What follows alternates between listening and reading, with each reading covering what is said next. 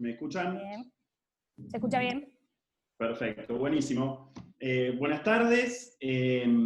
Para empezar, este último bloque, vamos a hablar de injertos en bloque, y para seguir en línea con lo que estaban hablando los chicos, recordemos que el éxito en la implantología, como lo dijo Lu en la primera placa, y después Cese lo volvió a repetir, se basaba en 3 pilares, que era la prótesis, la reconstrucción de los tejidos y la posición 3D del implante. Para poder tener la posición 3D del implante correcta necesitamos un terreno en el cual lo podamos colocar. Entonces, cuando nosotros trabajamos en rebordes atróficos o con grandes reabsorciones, vamos a tener que pensar en diferentes alternativas. La siguiente, Lu, porfa. En la cual tenemos diferentes opciones de tratamientos. La primera opción de tratamiento es la utilización de implantes cortos o implantes de diámetro reducido.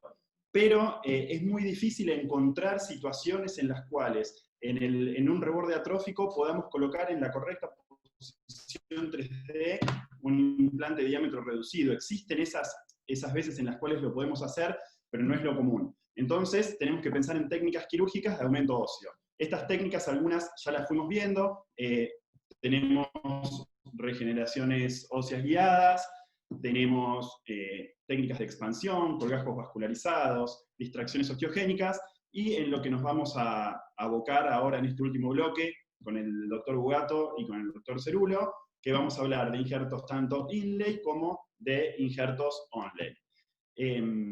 La siguiente, tenemos ¿cuál es el injerto ideal? El injerto ideal, básicamente, no vamos a hablar mucho de esto, pero sería que tiene que ser osteoconductor, tiene que ser osteoinductor, osteogénico, tiene que tener estabilidad mecánica y, por supuesto, tiene que ser biocompatible. Tenemos básicamente 3 tipos de injertos óseos. Tenemos los injertos heterólogos, que tienen la capacidad de ser osteoconductores. Los injertos heterólogos son los que provienen de otra especie, pueden ser bovinos, porcinos, también existen equinos. Tenemos también los injertos homólogos, que son de la misma especie. No sé si pasó la próxima.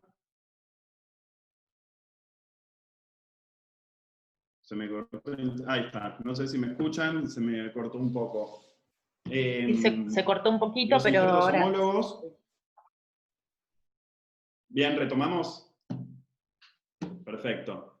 Los injertos homólogos, que tienen la capacidad de ser osteoinductores y osteoconductores, que proceden de individuos de la misma especie. Y la próxima tenemos los injertos de tipo autólogos, que son los que más se acercan al injerto ideal, porque tienen la capacidad de ser tanto osteogénicos como osteoinductores y osteoconductores. La próxima, nosotros, cuando realizamos injertos en bloque, casi siempre, o en la mayoría de las veces, intentamos utilizar injertos de tipo autólogos. Acá en este estudio, que es un grupo alemán, estudiaron a 279 pacientes, en los cuales hicieron casi 450 procedimientos clínicos, con injertos autólogos, tanto de zonas orales como de zonas extraorales, y tuvieron una tasa de éxito. Ellos lo que evaluaban era el resultado de los injertos óseos y también la sobrevida de los implantes colocados en esos injertos óseos. Y tuvieron un 95% de éxito. La próxima, por favor. Dentro de las zonas dadoras tenemos zonas orales, donde encontramos que podemos utilizar injertos de mentón, que es una zona muy accesible, injertos de tuberosidad, que nosotros no utilizamos mucho, y injerto de rama, que es una zona, la verdad que es muy cómoda para trabajar. Nosotros que hacemos cirugía todo el tiempo, lo que más hacemos son cirugías de extracción de terceros molares retenidos, entonces nos resulta una zona muy familiar y muy cómoda para poder ir a buscar nuestros injertos de rama, que además nos da injertos de un tamaño bastante considerable y pueden ser muy útiles en un montón de situaciones clínicas. También tenemos zonas extraorales, en las cuales podemos nombrar a la calota, a la cresta ilíaca y a la tibia. lo que más se suele utilizar, o lo que nosotros más familiarizados estamos, es con los injertos de cresta ilíaca. Ahora a continuación vamos a ir viendo algunos casos clínicos. Vamos a ver el primero de un injerto de rama ascendente, después vamos a ver un injerto de mentón, y después seguimos con un injerto de cresta. Empezando con el injerto de rama ascendente, podemos decir que son injertos que podemos tomar de hasta 3 centímetros por 2 centímetros más o menos. Se obtiene un hueso cortical con poca medular. Van a ver cuando termine este caso clínico en el estudio tomográfico, se ve perfecto lo cortical que es el injerto, y como les decía, se hace un abordaje en el borde anterior de la rama, que es muy similar al que hacemos para la extracción de los terceros molares. Como desventajas o complicaciones, pueden existir la posibilidad de lesionar al paquete alveolar inferior, pero esto lo podemos prevenir realizando un correcto diagnóstico. Siempre nos tenemos que tomar el tiempo de evaluar bien a nuestros pacientes, en este caso mediante un correcto diagnóstico tomográfico, en el cual vamos a conocer con precisión por dónde discurre este canal alveolar, y a partir de ello poder diseñar nuestras osteotomías cuando tomemos el injerto sin lesionar a esta estructura anatómica tan relevante.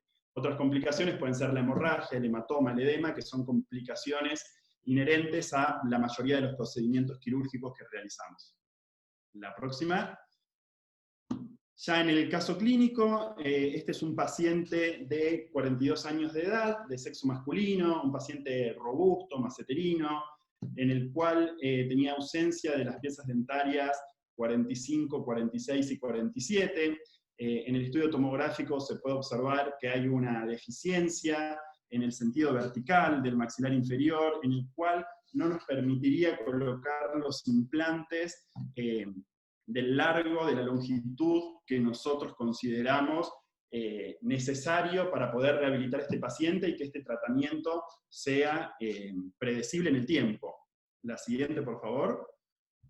Esta es una revisión sistemática en la cual lo que hicieron fue estudiar los injertos Simley y los injertos en sándwich en el sector posterior de mandíbula para generar un aumento de volumen en el sentido vertical, y los autores concluyen que es una técnica que tiene unos altos índices de éxito, y también medían la sobrevida de los implantes colocados, que eran muy similares a los colocados en hueso nativo. La próxima. Bueno, acá ya vemos las imágenes clínicas. La primera imagen podemos observar el diseño de la incisión y el colgajo.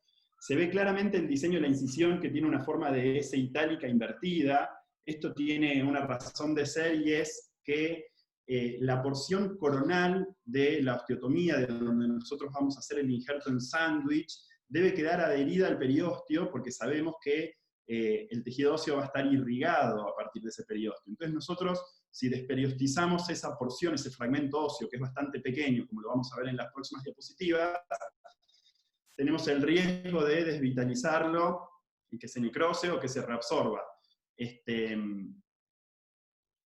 está, volvemos para atrás.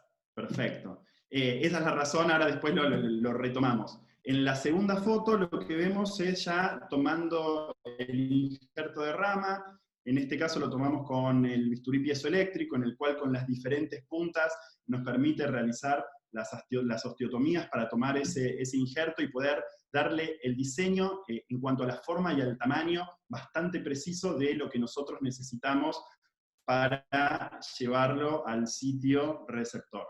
Ahora sí, la próxima, porfa. En esta foto, lo que vemos en la zona anterior es la osteotomía realizada, como se ve en el gráfico de la derecha, en el cual liberamos ese fragmento óseo, ese fragmento coronal, el cual nos va a permitir, desplazándolo hacia coronal, nos va a dar el espacio para colocar nuestro injerto inlay o injerto en sándwich. También lo que se observa acá, tanto en la foto como en el gráfico, es lo que les decía del diseño de la incisión. Ese diseño de la incisión nos permite mantener la encía adherida al reborde alveolar, y el periósteo nos va a asegurar esa irrigación para que ese fragmento óseo se mantenga vital. Esto es una de las cosas más importantes en esta técnica. Otra cosa muy importante es cuando nosotros ese fragmento lo desplazamos hacia coronal, que sea realmente vertical y en el mismo eje. ese fragmento hacia lingual, en vez de generar un aumento vertical, vamos a generar un aumento, digamos, con otro eje, que después no nos va a permitir colocar el implante en la posición 3D que nosotros queríamos. Esto, lo que hay que conseguir es elongar ese tejido blando que queda adherido por lingual. Nosotros utilizamos para hacer esta maniobra una pinza que es la pinza Smith, que es una pinza que se utiliza en cirugía ortognática para realizar las disyunciones maxilares, en la cual podemos elongar ese tejido blando que se encuentra adherido por lingual, nos va a permitir generar ese espacio para poder tocar nuestro injerto. La próxima, ahí está. Ahí lo que vemos en la foto clínica ya es el injerto colocado. Nosotros sabemos que una de las premisas básicas para la cicatrización ósea, ya sea en un injerto, ya sea en una fractura, es que el injerto esté fijo.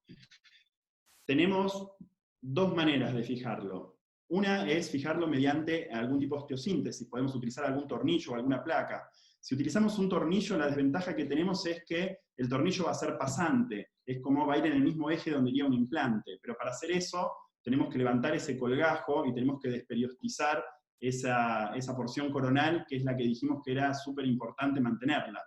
Razón por la cual nosotros preferimos no utilizar ese tipo de fijaciones. Otra alternativa es usar una placa de osteosíntesis, una placa de titanio, muy delgada, pero la desventaja que tiene es el costo. Nosotros estos casos que estamos viendo son casos que realizamos en la facultad, donde el componente económico de los pacientes es algo a tener en cuenta y algo que nos limita un montonazo. Entonces por eso nosotros elegimos esta técnica de fijación que consiste en darle una forma a nuestro injerto de manera tal que lo fijamos en forma de cuña. Es decir, que la porción vestibular del injerto va a ser más ancha que la porción lingual. Entonces nosotros cuando vamos colocando ese injerto, con la ayuda de escoplos delicados y con martillos de manera muy delicada y muy suave, vamos a ir colocando el injerto que por la cuña que tenemos en la parte mesial y en la parte distal se va a ir trabando y vamos a conseguir una fijación que es más que suficiente para la vitalidad y para que sea exitoso el injerto que estamos realizando.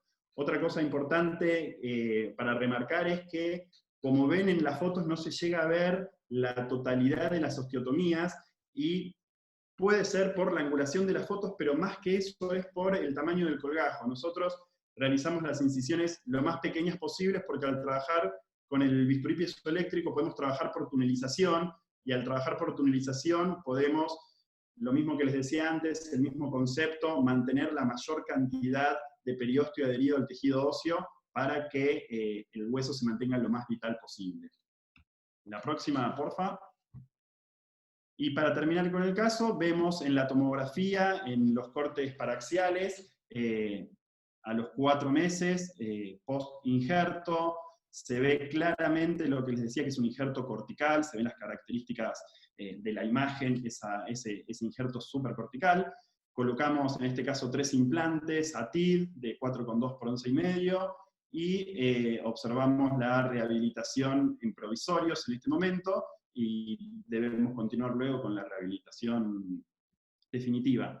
Bueno, espero que les haya gustado este caso y ahora continuamos con el doctor Bugato que va a hablarnos de injerto de mentón. Muchas gracias.